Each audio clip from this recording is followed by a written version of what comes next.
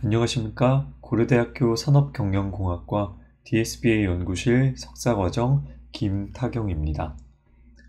제가 소개해드릴 논문은 흔히 클래스 액티베이션 맵이라고도 불리는 Learning the Features for Discriminative Localization 이라는 논문입니다.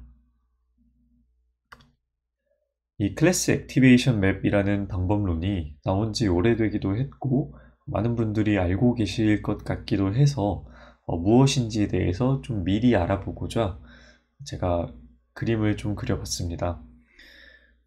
지금 보고 계시는 강아지 사진은 제가 키우는 강아지인데요. 우리 강아지 이미지가 인풋으로 들어왔을 때, 그리고 그 이미지에 대한 레이블이 도구일 때, 우리는 이미지의 어느 부분이 도구로 분류하는데 중요한 역할을 하는지 궁금할 겁니다. 그래서 우리의 생각대로라면 이 가운데 사진과 같이 이 강아지가 위치한 부분의 액티베이션이 활성화될 것이고, 그리고 제대로 액티베이션이 되지 않는다면 이 우측 그림과 같이 좀 다른 부분, 엉뚱한 부분이 활성화될 것입니다. 본격적으로 클래스 액티베이션 맵이 무엇인지 알아보기 전에 몇 가지 준비물로서의 개념이 필요한데요. 첫 번째, 글로벌 에버리지 풀링, 두 번째, weakly supervised object localization. 이 두 가지 개념을 먼저 짚고 클래스 액티베이션 맵에 대해서 설명을 드리도록 하겠습니다. 글로벌 에버리지 풀링은 이제 GAP라고도 불리는데요. 2014년 네트워크 인 네트워크라는 논문에서 처음 제안된 방법론입니다. 글로벌 에버리지 풀링에 대해서 알아보기 전에 일반적인 컨볼루션 연산의 흐름에 대해서 한번 보겠습니다. RGB 인풋 이미지가 주어지고, 그리고 우리는 몇 번의 컨볼루션 연산을 거친 후에 이미지에 대한 피처를 뽑게 됩니다. 이 과정을 피처 익스트랙션이라고 부르고요.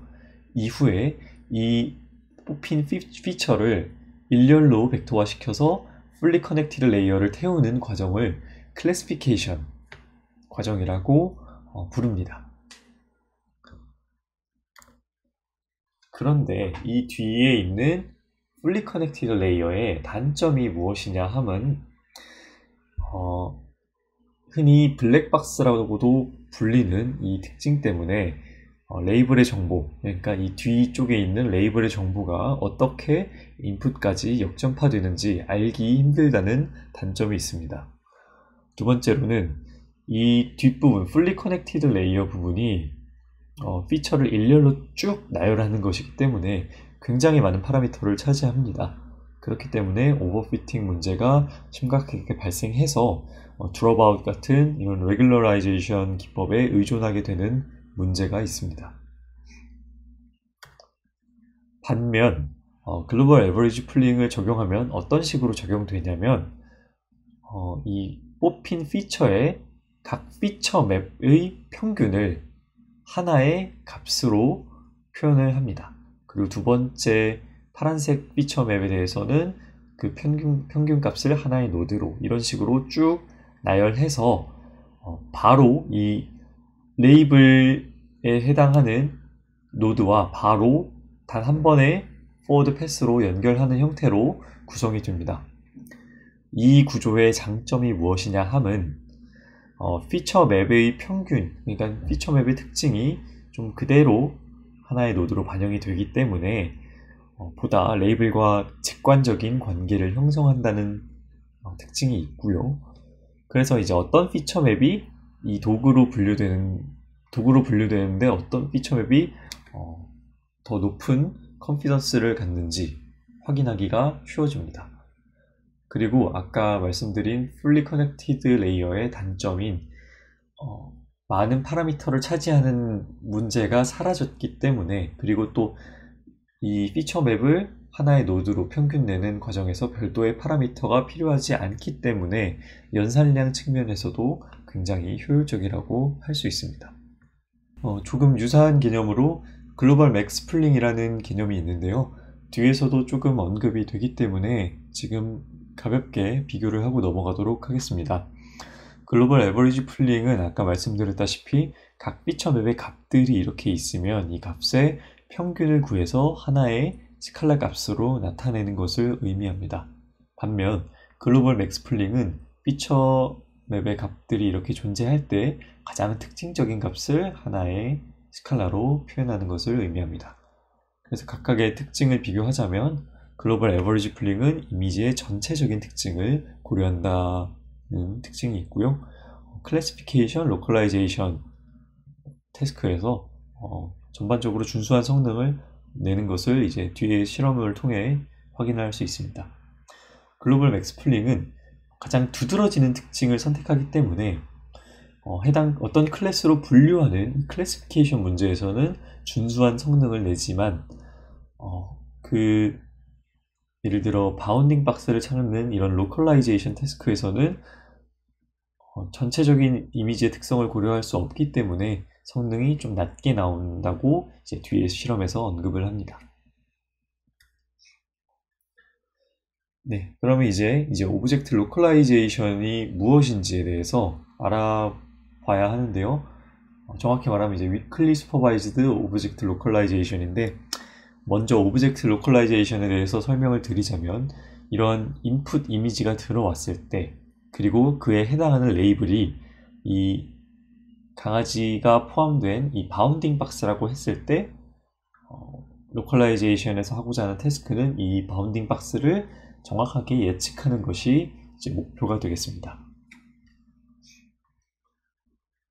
그런데 이제 앞에 위클리 슈퍼바이즈드가 붙은 것은 무엇을 의미하냐면, 앞서 보았던 이 강아지에 대한 바운딩 박스는 사실 굉장히 코스트가 높은 레이블입니다.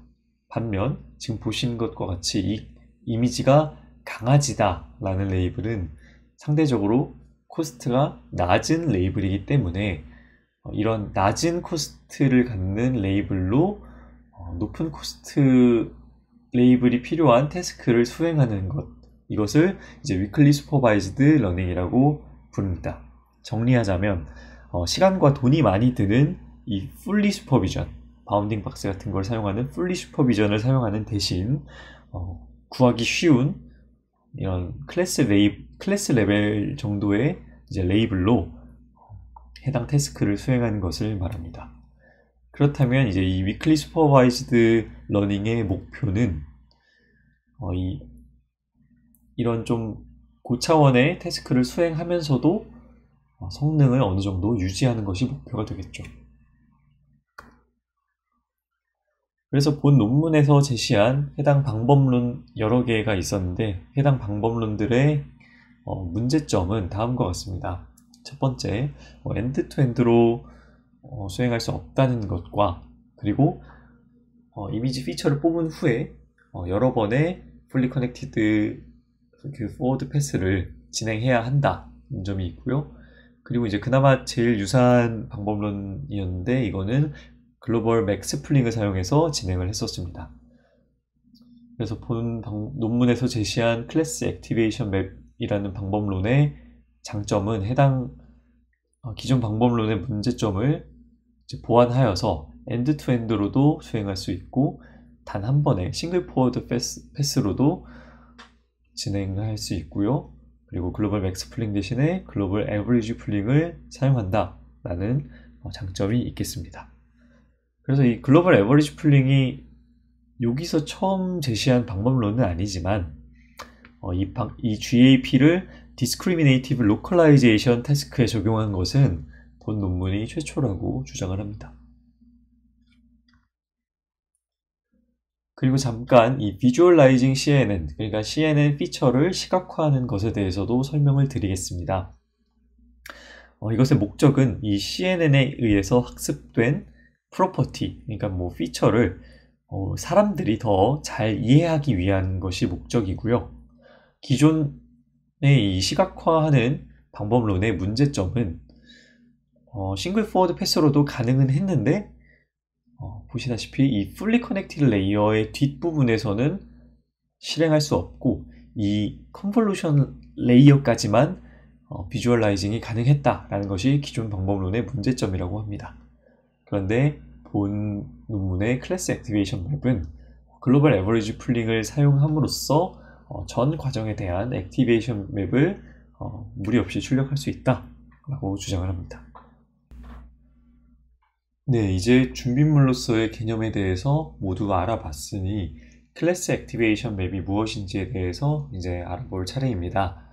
지금 보고 계신 부분은 컨볼루션 연산에 의해서 피처들이 지금 뽑혀서 3개의 피처 맵이 추출된 상태이고요. 이제 여기서 글로벌 에버리지 풀링을 적용해서 클래시피케이션을 수행하는 과정에 대해서 한번 알아보겠습니다. 참고로 이제 X축, 이 피처맵의 가로를 X축, 세로를 Y축, 그리고 피처맵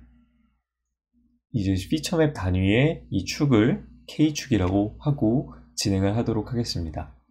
이 추출된 피처에서 진한 초록색 부분은 다음과 같은 수식으로 표현되는데요. 이를 해석하자면 K번째 피처맵의 X, Y에 해당하는 값이라고 보시면 되겠습니다. 그러면 우리는 아까 글로벌 에버리지 풀링의 개념에 맞게 각 피처맵의 모든 값들의 평균을 구하게 되겠죠. 이것이 글로벌 에버리지 풀링이었고요. 이를 이제 대문자 fk라고 나타내고 방금 이 하나의 k번째 피처맵의 x, y에 해당하는 값이 이제 모든 x, y에 대한 이제 합으로 이루어진 것이 이 대문자 fk라고 생각하시면 되겠습니다. 사실 에버리지 나누는 과정이 또 추가되어야 하긴 하는데요. 어차피 이제 모든 피처맵의 그 개수가 이 값들의 개수가 같기 때문에 편의상 생략을 하고 넘어가도록 하겠습니다. 네, 이렇게 모든 피처맵에 대한 이 대문자 fk를 구한 다음에 이제 싱글 포워드 패스를 수행을 해야 합니다. 그래서 어떻게 수행하냐면 에버리지 풀링된 이 각각의 스칼라 값에 이제 그거에 대응되는 가중치를 곱해서 이제 새로운 값을 만듭니다. 이거는 수식으로 표현하면 이 부분이 되겠죠. WKC의 FK입니다. 참고로 C 이제 C는 클래스를 의미합니다. 임의의 클래스를 의미하고 이 세 개의 값이 합쳐져서 이제 클래스 C에 대한 스코어가 완성이 되는 것입니다. 그리고 모든 클래스에 대해서 이 스코어를 구하게 된 다음에 소프트맥스를 지나서 나온 이 출력값은 해당 피처가 C라는 클래스로 분류될 확률을 의미하게 되는 것이죠. 그래서 이를 식으로 나타내면 이렇게 되겠습니다. 이것이 이제 클래시피케이션의 끝까지 간 그 하나의 흐름이라고 보시면 되겠고요. 아까 설명드렸던 이 스코어를 구하는 부분을 다시 이렇게 갖고 왔는데요. 이 부분을 좀 다시 한번 해석을 하도록 하겠습니다. 스코어를 구하는 수식은 다음과 같았습니다. 글로벌 에버리지 풀링으로 만들어진 각각의 스칼라 값에 해당하는 가중치를 곱한 형태가 되었는데요. 이 대문자 fk를 전개를 하면은 풀어서 쓰면 다음과 같이 표현됩니다. 모든 xy에 대해서 k번째 피처맵의 값이죠. 그리고 이제 앞에 있는 이 시그마 부분을 안쪽으로 넣으면 이런 식이 됩니다. 근데 여기서 이제 제가 표시해둔 이 빨간색 부분을 논문에서는 새로운 개념으로 정의를 합니다. MCXY라고 이제 정의를 하는데요. 여기서 MC는 클래스 C에 대한 클래스 액티베이션 맵이라고 보시면 되겠습니다. 즉, 이게 어떻게 해석하면 되냐면 이 수문자 fkxy가 요 값이라고 했을 때 이 값과 이것에 해당하는 가중치가 곱해지면 결국에 이걸 해석하자면 클래스 C로 분류되는데 이 부분이 얼마만큼의 가중치를 갖고 얼마만큼의 임포턴스를 갖고 있는지를 나타내는 식이라고 보시면 되겠습니다. 그래서 정리를 하자면 이 MCXY는 이미지가 클래스 C로 분류되는 경우 X, Y 위치에서의 임포턴스, 그러니까 웨이트와 곱해졌으니까 웨이티드 썸이라고 보시면 되겠습니다.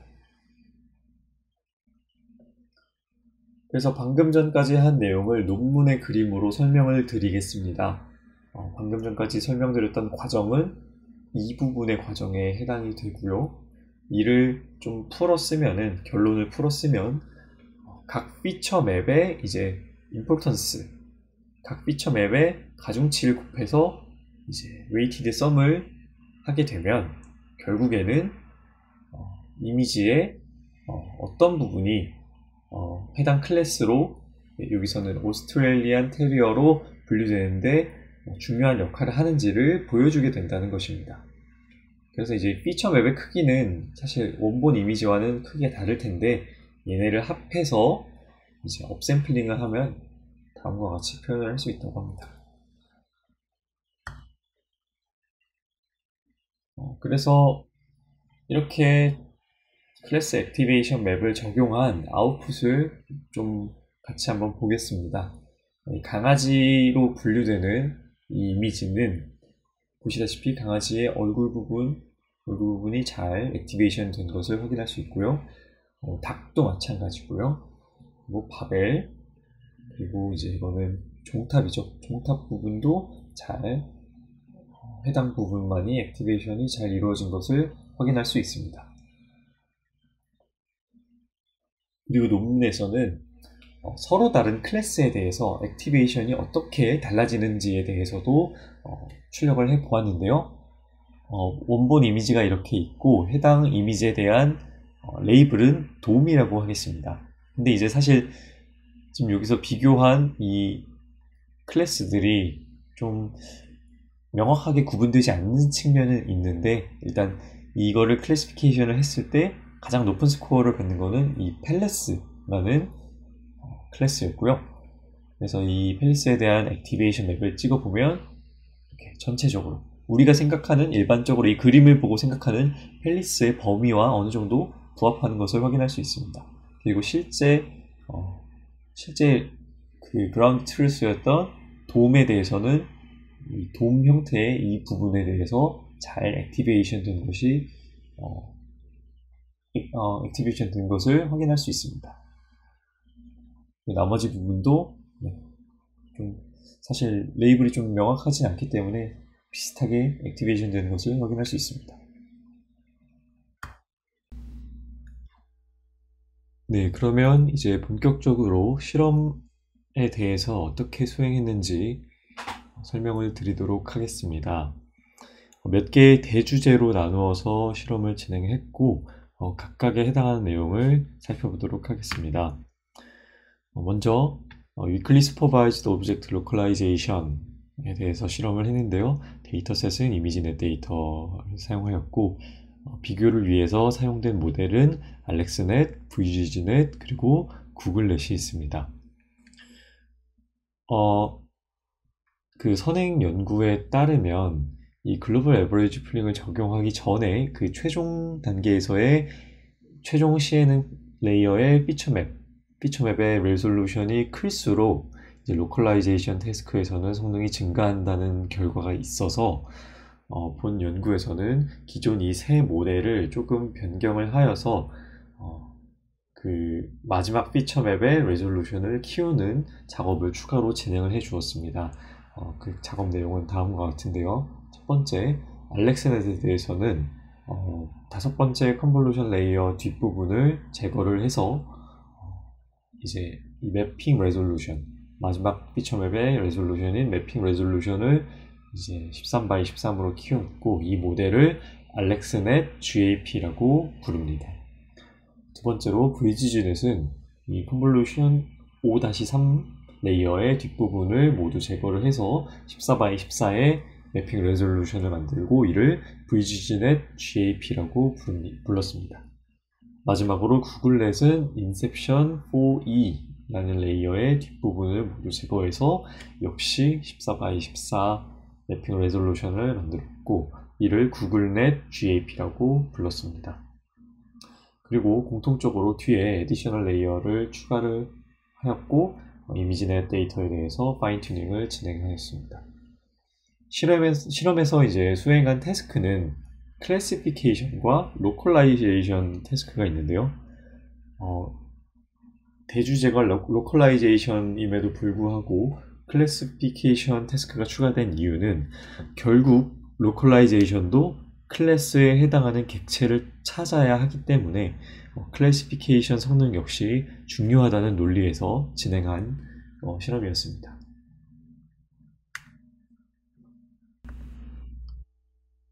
네, 그럼 이제 클래시피케이션 태스크에 대해서 진행한 실험의 결과에 대해서 설명을 드리겠습니다. 아까 말씀드렸듯이 기존 네트워크가 있고요. 이거에 대해서 뒤에 글로벌 에버리지 풀링을 적용한 모델들이 있습니다. 그리고 추가적으로 네트워크인 네트워크도 비교 대상으로 삼고 글로벌 에버리지 풀링 대신에 글로벌 맥스 풀링을 적용한 모델도 함께 비교를 하였습니다. 이 별표가 붙은 거에 대해서는 조금 이따가 설명드리도록 하겠습니다. 제가 각 모델을 색깔별로 구분을 했는데요.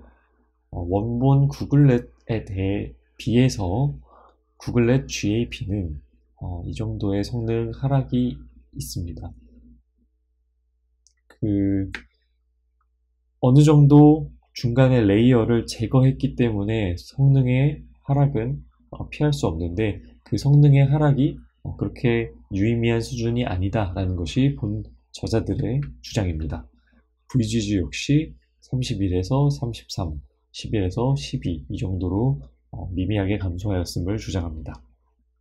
그런데 알렉스넷에 대해서는 42에서 이제 이 밑에 있는 알렉스넷 GAP와 비교를 하는데 42에서 51까지 성능이 떨어지고 19에서 26까지 꽤 많이 성능이 하락하였기 때문에 이 부분에 대해서는 추가적으로 글로벌 에버리지 풀링 이전에 두 개의 컨볼루션 레이어를 추가한 알렉스넷 별 GAP 모델을 추가를 해서 실험을 진행했습니다. 그 결과 어느 정도 좀 미미하다고 볼 수 있는 성능 하락이 있었다라고 이제 결과에 실어 놓았습니다.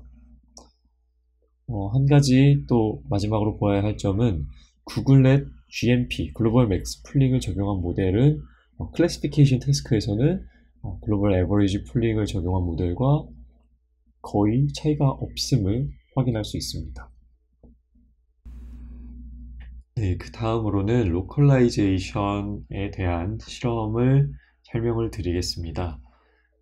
Weakly Supervised Localization에서는 코스트가 높은 바운딩 박스가 주어지지 않기 때문에 저희가 임의로 바운딩 박스를 생성해야 할 필요가 있습니다. 그래서 어떤 식으로 생성을 했냐면 간략하게 그림으로 표현하자면 이런 클래스 액티베이션 맵이 있다고 가정을 했을 때 거기서 맥스 값을 찾습니다. 맥스 값이 뭐 이렇게 있다고 치면은 이 부분이 이제 가장 활성화된 부분이라고 생각하시면 되겠습니다. 여기서 일정 스레스홀드에 해당하는 범위의 세그먼트를 찾습니다. 그리고 그 세그먼트가 이제 만약에 연결이 된다면 함께 포함을 해서 바운딩 박스를 생성하는 식으로 바운딩 박스를 생성을 했고요. 논문에서는 이 스레스홀드를 맥스 값에서 이제 20%에 해당하는 범위라고 생성했다고 합니다. 네, 그렇게 생성한 결과물은 다음과 같습니다. 이런 인풋 사진이 주어졌을 때 그리고 클래스 액티베이션 맵이 이렇게 주어지면 이 악어에 해당하는 바운딩 박스는 이런 빨간색 네모가 되겠고요. 우리가 새로 생성한 바운딩 박스는 초록색 바운딩 박스가 되겠습니다. 클래스 액티베이션 맵 기준으로 보자면 맥스 값에서 일정 스레스홀드 범위를 찾고 그 부분에 대해서 연결되는 덩어리들끼리 뭉쳐서 바운딩 박스를 생성하신다고 보시면 되겠습니다. 그래도 이제 약간의 그라운드 트루스와 약간의 차이는 있지만 그래도 핵심적인 그 오브젝트에 대해서는 잘 포착을 하는 것을 확인할 수 있습니다. 네, 이번에는 이제 로컬라이제이션 태스크에 대한 실험 결과에 대해서 말씀을 드리겠습니다. 아까 비교를 위한 우리의 방법론은 GAP를 적용한 모델들과 구글렛 그리고 이제 네트워크인 네트워크로 설정을 했고요. 비교 대상으로는 기존의 로컬라이제이션 방법론인 구글렛, 브리지넷, 알렉스넷 각각의 백프로파게이션으로 구하는 방법론을 비교로 삼았습니다. 마지막으로 이제 글로벌 맥스 풀링까지 적용한 모델까지 설정을 했고요. 결과는 이제 다음과 같습니다. 본 논문의 실험 세팅에서는 구글렛 GAP가 가장 높은 성능을 기록을 했습니다.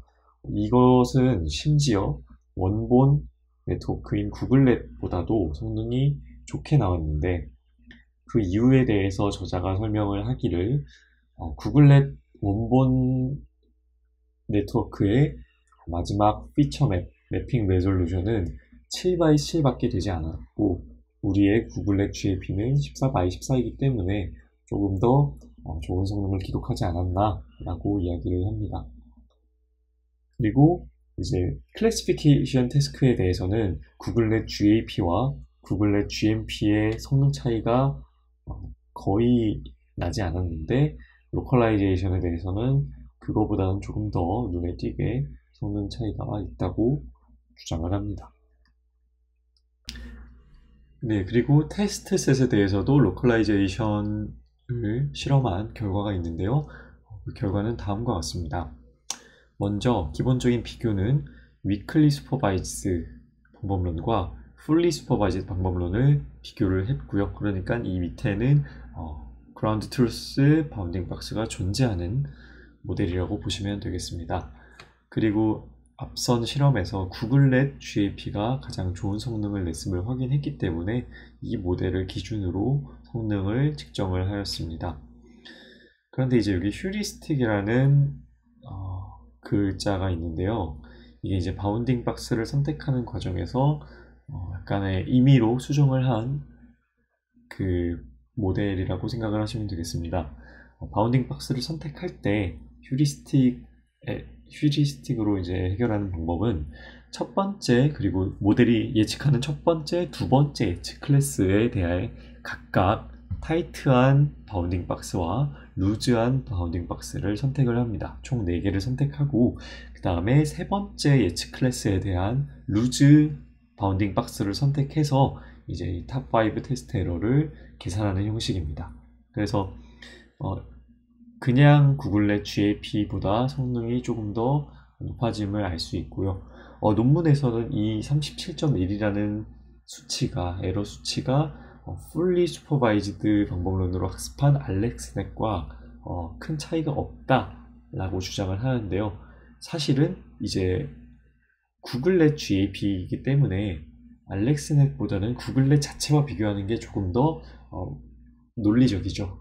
그렇기 때문에 이제 저자들도 이 부분에 대해서는 인지를 하고 결국에는 이 같은 네트워크 구조끼리의 성능을 좀 간극을 줄이는 것을 목표로 해야 한다라고 추가적으로 언급을 합니다. 그 다음에는 이 GAP 구조가 좀 더 범용적으로 사용한 피처인지에 대해서 성능을 실험하는 결과에 대해서 보여드리도록 하겠습니다. 어떤 태스크냐면 가장 성능이 좋았던 구글렛 GAP로 학습된 피처가 이미지넷 데이터가 아닌 다른 데이터셋에 대해서도 잘 동작하는지에 대한 확인 작업이라고 보시면 되겠습니다. 이 실험에서는 마지막 클래시파이어로 이제 리니어 SVM을 사용했고요. 결과는 다음과 같습니다. 데이터셋은 보시다시피 이렇게 좀 다양한 데이터셋에서 다양한 이제 클래시피케이션 벤치마크 데이터셋으로 실험을 했고요. 마지막에 이제 GAP를 적용한 부분인데 기존 모델의 결과와 크게 차이가 나지 않음을 확인할 수 있습니다. 네, 그리고 아까 보았던 그 벤치마크 데이터셋 일부에 대한 그 클래스 액티베이션 맵 결과를 한번 같이 보도록 하겠습니다.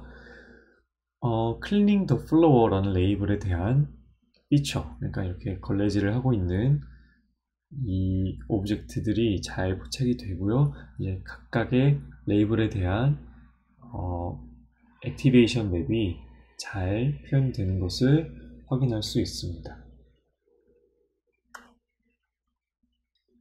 그 다음으로는 Fine Grained Recognition에 대한 실험입니다. Fine Grained Recognition이란 이제 같은 모두 이제 세 데이터셋인데요. 새에 대한 데이터셋인데 그 새 중에서 또 어떤 종류인지를 나타내는 태스크입니다. 그래서 이제 이게 방법론 구글렛 GAP를 조금 다양한 옵션 상황에서 실험을 했는데요. 각각에 대해서 설명을 드리자면 구글렛 GAP on full image는 별도의 바운딩 박스 어노테이션 없이 전체 이미지에 대해서 이제 클래시피케이션을 적용한 결과입니다.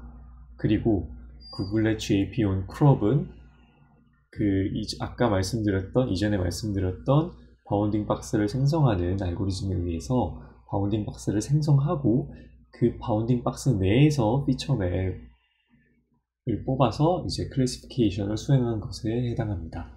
그리고 구글렛 GAP on B 박스는 그 바운딩 박스 레이블, 실제 레이블에 대한 피처 맵을 뽑아서 분류한 것이고요. 그래서 각각에 대해서 당연히 그라운드 트루스에 대한 그라운드 트루스 바운딩 박스에 대한 클래시피케이션 성능이 가장 높지만 이렇게 임의로 바운딩 박스를 생성해서 그 부분에 대한 클래시피케이션을 적용해도 꽤 잘 성능이 나오는 것을 확인할 수 있습니다.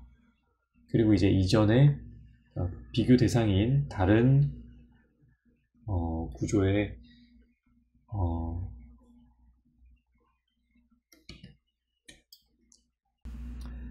네, 그 다음으로는 Fine Grained Recognition에 대한 실험입니다. Fine Grained Recognition이란 지금 보고 계시는 데이터셋은 CUB200이라는 데이터셋인데요.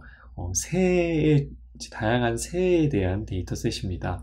그래서 모두 새인 거는 같지만 그 안에서 어떤 종류인지를 맞추는 태스크입니다. 그래서 이제 새 종류에 대해서 클래시피케이션을 진행하고 이제 로컬라이즈까지 하는 태스크라고 보시면 되겠습니다. 그래서 구글렛 GAP에 조금 다양한 옵션을 주어서 성능을 측정을 하였고 각각에 대해서 설명을 드리자면 구글렛 GAP on full image란 별도의 이제 어노테이션 없이 이 이미지 전체에 대해서 태스크를 수행한 것을 의미하고요. on crop은 이전에 말씀드린 그 바운딩 박스 생성 알고리즘에 의해서 생성한 바운딩 박스에 그 해당하는 부분에 대해서만 클래시피케이션을 진행한 것입니다.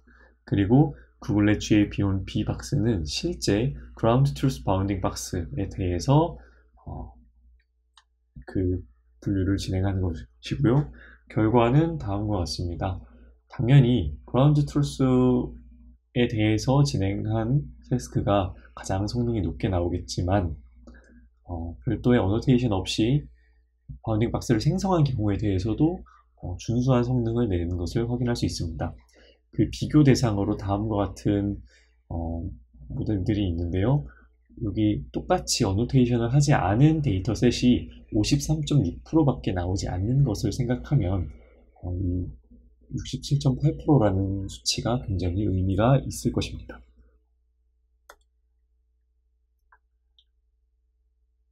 네, 그리고 이제 이 GAP 구조가 패턴을 탐지하는 태스크에 대해서도 성능을 잘 보이는지에 대해서 확인을 하고자 다음과 같은 4가지 태스크에 대해서 실험을 진행하였습니다.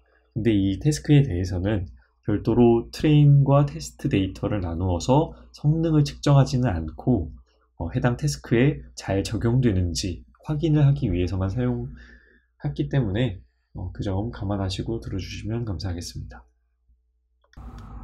네, 먼저 Discovering Informative Objects in the Scenes라는 태스크에 대해서 실험을 하는데요. 지금 보고 계시는 데이터셋은 이제 총 10개의 장소에 대한 이미지 데이터셋입니다.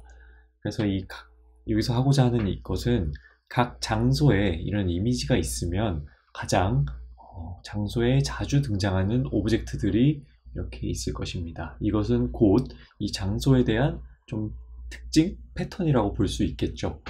근데 이제 여기서 하고자 하는 거는 각 예를 들어 다이닝룸을 예로 들었을 때 다이닝룸과 나머지 9개의 장소에 대해서 이제 리니어 SVM으로 클래시피케이션을 해서 어떤 이 클래스 액티베이션 맵이